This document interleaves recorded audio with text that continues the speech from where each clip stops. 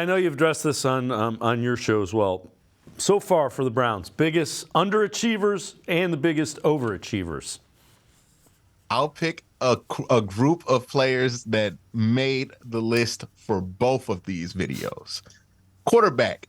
In some ways, you can make the argument that they've overachieved, right? Because we care about the process if it's a young quarterback like a DTR. We care about the process if it's somebody you hope to be a franchise quarterback like Deshaun Watson.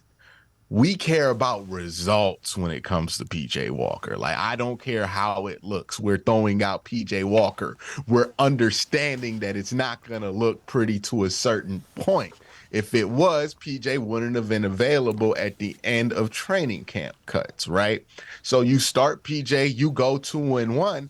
And I'm telling you right now, Dave, if I asked you before the season or told you before the season that Philip J. Walker was going to be the starting quarterback versus the San Francisco 49ers versus the Indianapolis Colts on the road and versus the Seattle Seahawks on the road, and you would be 2-1 with a point differential of like 3. You'd be pretty ecstatic with those results. You'd be like, man, sign me up for PJ Walker. And that's what you want out of your backup quarterback, is to give you a chance to win. You don't care how it happens. You don't expect greatness. You expect some turnovers. You expect some of this. But to be in that position, you've overachieved, because a lot of us would have thought that the Browns would have went 0-3 in that stretch, and that wouldn't have been a horrible assumption to make. Now, why you can also put them on the underachiever list is because the turnovers have just been way too frequent.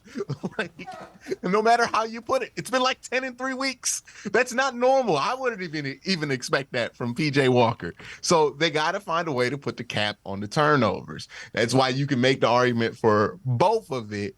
But I also think that we should probably be more appreciative of what we've gotten out of backup quarterback than what we haven't got out of backup quarterback, because it could have been so much worse than what we got. We really are privileged to be 2-1 at this point with backup quarterback play for 3 weeks. Yeah, I can't argue with that. You know, when you go and find a backup quarterback, find me a guy that can win in a pinch. And you were in a pinch, and he went 2-1 against some pretty decent competition. So I'm with you. All right, this from and one pass away from going 3-0. Right, one pass off a defender's helmet from going 3-0. Yes. All right, it may be a defensive stand away. Like, you know, it could have.